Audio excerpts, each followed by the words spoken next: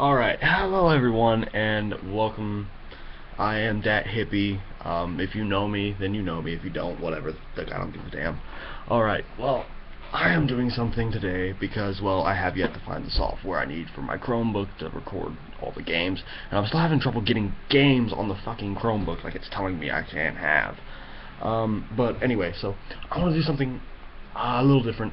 I'm going to be giving you guys my personal opinion of my top 10 favorite RPG games.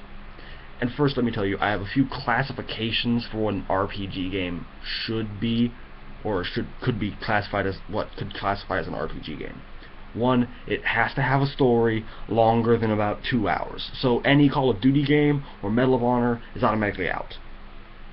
I don't really like shooter games anyway, so they're out anyway. They're not on this list. You have to have a certain level of choice throughout the game, whether it be just dialogue, of certain ways of completing missions, different ways to achieve getting different abilities for people. If you have a class system, then yeah, that's a little bit of a choice. And so the level of choices kind of includes itself in what I believe an RPG should be. And then you have an in-depth character. And I mean, like, your character, an example of which is Tidus or Tidus, depending on where you're from and how you pronounce it, but from Final Fantasy X. This is a character, he doesn't know much about himself, and he learns more throughout the story with the players, so you're learning more about him while he's learning more about himself. That's what I classify as a depth character. Characters that you don't know everything about, but you learn more about. So there's a depth to them. You can learn things with them. Commander Shepard from Mass Effect, Cloud from Final Fantasy VII. These are characters with some depth and choices that you can make along the way. These are RPG games. Okay, so anyway, before I keep rambling, here's my list. At number 10, the only shooter game on this list, and the only reason why it's on this list is because it had a story that took up 3 games. And they had tons of downloadable content. It's the Mass Effect 3 trilogy. Okay, come on. Anyone who's ever played Mass Effect 1, 2, or 3 knows it's a great game, filled with tons of story, enough action to keep you going, and some pretty gnarly sex scenes, if I must say so myself. But anyway, and I know I'm gonna get a lot of hate for putting it at number 10. I mean, the lowest, but fuck off. It's a fucking shooter game. I mean, yeah, the story was great, but it's not enough to save it from the fact it was a shooter game through all 3 games. If I didn't have a gun, I wouldn't have made it through any of that shit. So, Mass Effect Trilogy is on my spot for number 10. Sorry, guys. But, alright. And number 9 is Enchanted Arms. Whether you played it for the 360 or you played it for the PS3, it was a great game either way, and I don't give a damn what any of you say. Don't give me any shit for putting Enchanted Arms on this list. Fuck all of you. Fuck off. Just shut the hell up. I will stab you with a pin. But, yeah. So that's my number 9 pick, was Enchanted Arms. And at number 8, I have down on here Psychonauts. And if anyone you know what Psychonauts is, you'll agree with me that it's a great RPG game. For those of you who never actually played further than the first fucking level, here's what it is. Psychonauts is a psychotrauma-inducing, platform puzzling, role-playing game. Yeah, it's got some action-adventure elements in there too, but it's a role-playing game because you step into the shoes of Raz, and you learn more about him as you progress through the story, and you have a level of choice about how you go about things. It's psycho-inducing because it shows you just how crazy someone's mind can get, and it's probably one of the reasons why I'm mentally insane. But Psychonauts takes the cake for number 8. Sorry, whatever. Okay, number 7, I had down Final Fantasy X. And I know a lot of you out there didn't like Final Fantasy X, or it was where you stopped playing Final Fantasy games because it slowly went downhill from there. But I liked Final Fantasy X. One, because I like turn-by-turn games. I like turn-by-turn. They're a little fun. You can strategize, you can do certain things, but there's still that level of, oh, do I have enough to get through this? Can I make it through this? Am I going to be able? And yeah, a lot of people didn't like it, but I loved it, and I really did. Hands down, I loved the Tidus and Yuna relationship. X2 was, it was good, but it wasn't what I was looking for in a sequel. I wanted a little bit more Tidus. And hands down, I never had Tidus get with either one of the other love interests, because, come on, let's face it, I had a major crush for Riku. I was, Riku. You can steal from me any day. But I said, fuck it, Tidus can have Yuna, I'm taking Riku. Fuck it. But, yeah, Final Fantasy X. Yeah. Okay, and at number 6, I have Dragon Age 2. The second one. Yeah, Dragon Age Origins comes later in the list. Because, well, Dragon Age 2, you still had that level of choice, but I feel like it was missing something that the first game had better. And, well, let's face it, the combat system was still a little bit glitchy. I really do hope they can fix all this by the time Dragon Age Inquisition comes out, so I'm looking forward to it, guys. I hope you do good, and, alright, let's continue on the list. Coming in at number 5, another dragon, but it's not Dragon Age. Dragon's Dogma. I got my hands on this game a few years ago, and I've still yet to beat it. There is that much story going on. And it's kind of that kind of game. It's got so much story, you can't take it all in. You can't, like, sit down and just mash it. There's so much information being crammed to your skull, you have to take a break. You have to step away from the game. And you have to step back and go, I'm gonna go this way. There's a badass over here. Ooh, this thing just killed me. Ooh. And yet the whole point is, if you die, you have to go to the Riftstone and change your party up. Because you can't just go in and be like, oh, maybe I can make it this time. No, you're fucked. You gotta go change your party. You gotta go change it up. You gotta take a different route. And then Dragon's Dogma was just a shit ton of fun being a Strider, because come on, that bow is OP. The bow is OP. It's OP as fuck. And then I later became the Assassin class, so I'm running around with a sword and a bow. I'm fucking everything up. I'm unstoppable right now, but yeah. So Dragon's Dogma takes number 5. Coming in at number 4 is Dragon Age Origins. I mean, come on, Dragon Age Origins was hand down the better of the two games. There were so many more options in dialogue, so many more options for characters. You could be, of course, the fighter, rogue, and mage, but you also could be human, elf, or dwarf. And depending on what you do, changes how some of the other characters react to you, changes some of the stories a little bit throughout the game. Like, if you're a Dalish elf, Keeper Marathari recognizes you when you go to her. If you're a noble dwarf, then your brothers remember you when you show up, and they're like, oh fuck, he's a Grey Warden now? Yeah, so, yeah. And, all this, it was a great game, and the story was very invigorating. It actually made me want to do the main story. It was a story that captivated me. And, well, I was younger when I first played through the game as a Dalish elf rogue, because, I mean, come on, who the fuck was a Dalish elf fighter? Come on.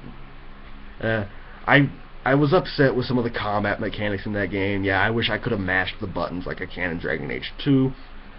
And the archery was not fun at all, but everyone did dual wielding anyway, so it didn't fucking matter. But I liked the spell progressions and the leveling up in the first game so much better than the second game. So that's why Dragon Age Origins beats out Dragon Age 2 on this list. Not that Dragon Age 2 isn't a good game, because it was. It was a good story, and it had some really fun side quests, but I fucking hate Anders. Fuck you, Anders. You're a bastard, and you're a douchebag, and you weren't what I thought you were going to be when I first heard you in the game. Asshole. And I liked what they did with Meryl in the second game, as opposed to Meryl in the first game, because Meryl in the first game was...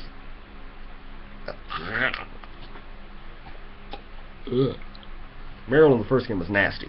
Terrible to look at, pain in the ass, a bitch. Meryl in the second game, oh, she's that sweet, innocent, oh my god, she just blew up a troll. Yeah, Meryl. Go on, go Meryl. Yeah, but, I liked both the Dragon Age, and it was really hard for me to figure which one would go where, but Dragon Age Origins definitely deserves its spot at number 4. And coming in at number 3, I know I'm going to get a lot of hate for this one, too, for not having it at number 1, but Final Fantasy VII. Because, come on, let's face it, Cloud Strife is just a fucking badass. You can't beat him. I mean, the Buster Blade's fucking OP, and then you get all these other weapons that are even more OP, so you're fucked. Cloud's just a badass over here, and he's... And the game was just incredible, and the free roaming, and the flying the airship was so much fun, and the little Land Rover. Yeah, it was just so much fun to play that game. And I even to this day, I can still get on my PS3, which has a download of it off PSN, and I can still play it to this day, and it's incredible. I love it. I love Final Fantasy VII. Even the little blocks, and you see the little blocks fighting, and you're just like, oh, it's so cute, because it was an old ass game, but it was incredible, and the story still holds up today with all these other RPGs out on the market. So Final Fantasy VII, you got number 3, man. You got number 3. Good job. Coming in at number 2 is probably one of my favorite trilogies of all time, and I'm only counting the first 3 games because the others didn't do so hot in my opinion. But I'm talking about Fable. Fable 1, 2, and 3. The actual Fables, as I call them, because, well, they were great. Fable 1 was amazing. It was hands down the best of the 3. But Fable 2 was really good, and the story was eh. And then you had Fable 3, and I really liked the customization and the creation of the weapons and stuff, and that was a really neat kind of leveling up system that they did. But after Fable 3, things went downhill fast. I mean, Fable the Journey, it was a neat concept. I mean, yeah, the little Kinect and the pew, pew, pew, pew. It was cool in the beginning, but it quickly got old. And all the world knew that Lion had fucked up. Because the thing that made Fable fun was fucking people up with a sword. And Fable the Journey didn't have swords. So it wasn't really Fable, because you didn't have the heroes of strength, skill, and will. You just had gauntlets, and you're going pew. You fucked up, Fable the Journey. You fucked up. And then this 5-player Fable Legend, the Legends game, that's not actually Fable either. Where the fuck's the story mode? Oh, we've got 4 set characters for you to choose from, where you can do this dungeon master kind of guy who just throws people down on the field to fight you. Ooh, so scary. No. No. That's not what we want from a Fable sequel. We want to take the role of a character and morph them to our will. We loved the whole thing. You choose how to play through the game. You could do will, you could do strength, you could do skill, you can fuck people up from the shadows. We want it back. We want it back. We want a legitimate Fable sequel. And I love you guys. You brought out Fable Anniversary Edition. Yeah, we get the whole fun of the first game, but with the graphics of the third game. So it's amazing. I love it. I have it right now, and it's incredible. It's amazing. But hands down, I love the first game the best. Yeah, you didn't have the choice of being, oh, I want to be a female. Yeah, you were only a dude. But it hands down had the best story out of all of them. You really wanted to kill Jack of Blades so hardcore. You're like, I'm gonna stab you in the face, Jack. But he was just hands down one of the coolest villains I think I had fought to that day. But yeah, and I know I'm gonna get a lot of shit for thinking that Fable 1 is better than Fable 3, because everyone's like, oh, Fable 1 was a piece of shit. I was like, no. It actually, the leveling system, yeah, it was a little difficult to get for beginners, but once you got a whole hang of it, it made sense. You had physique, your strength, toughness, your defense, health, your health bar. In skill, you had speed, how fast you swing your sword, accuracy, how good you are with a bow, and guile, the ability to sneak. In magic, you had attacking spells, surround spells, healing spells. It wasn't that fucking difficult. And then you had the magic power, which increased your mana. It's not hard, you motherfuckers. You want hard? Play Dungeons and Dragons, the old school pen and paper thing, with a DM who's trying to kill you the entire fucking story. That's hard. How do I know? I've been that DM. Yeah, I'm only 18, but I play a game from the 70s like a boss. Ooh, I love my second edition rules. But anyway, that's getting a little bit further ahead. But yeah, number 1, if you haven't guessed it, I guess it's kind of cheating. Dungeons and Dragons. It is the RPG of RPGs. I mean, none of the video games have been really good, but if you sit down at a table and you have your little map, and you have your little figurines and your little dice, and you get a piece of paper out like old school Dungeons and Dragons character sheets, you're in for one hell of a game. And if the DM whips out a DMG, you know you're screwed. Because you're going to get some epic loot right off the bat, and you're going to be fucked because the entire story's going to be trying to shove it up its ass. But Dungeons & Dragons is hands down the greatest RPG ever created. Because to this day, me and my friends will still sit around at my table in the other room, and we'll still play Dungeons & Dragons old school style to this day. And I've been doing it since I was 9, so for half my life I've been playing Dungeons & Dragons the right way. And I've been DMing for about 5 years now, and I fucking love it. They don't exactly like me whenever I DM, because I can be kind of a dick. But I always make a character, at least for the beginning, to help them along and be like, oh, here's a kind of a tough boss. My character will be here as kind of bullet fodder. Meh. But I always inevitably end up killing off my character. And one time we were doing a superhero campaign. Oh, it was hilarious. We were playing like a Marvel superhero campaign, but it was like a Marvel universe. Tony Stark fucked up the dimensional rift, and our dimension merged with the DC universe. So we had Marvel heroes and DC heroes, and I was kind of like a Blue Beetle Venom sort of deal. I had a scarab, but it wasn't actually a scarab. It was a scarab created by Stark Industries. It was like a little battle suit. But a little piece of the Venom symbiote got a hold of it. Not the actual Venom symbiote, but it was a mutated form of the Venom symbiote mixed with someone's blood. Now, we don't know whose blood it was because my character never got that far to explain it. But and it latched on, and it morphed it, and it changed my character, made my character rather violent and aggressive and very instinctual. If something attacked me, I ripped it to shreds, that sort of thing. But as we went throughout the game, my character was collecting more and more symbiote samples to increase in strength. So it was kind of this Blue Beetle sort of deal. But I had the aggression and the anger of Venom, but with the armor and the weapons of Blue Beetle. So I was kind of a perfect mix of the two. And well, we stuck more to the Marvel side of things opposed to the DC. Well, because one, I personally like Marvel better. One, they explain their shit a lot better than DC does. DC, oh, it's magic. Oh, they're aliens. Oh, he has the money to buy things. Oh. Fuck you, DC. But I do like the Batman of DC, and I like some DC heroes, so I included them in the story, and they kind of worked in rather well. They were trying to fix the dimensional rifts and shit. And but so as we're going through the story, I offed my character. Just straight up. My sister's character lost her fucking mind. But the reason why we stuck more to the Marvel side is one of our players, my friend Daylin, she was the daughter of Thor.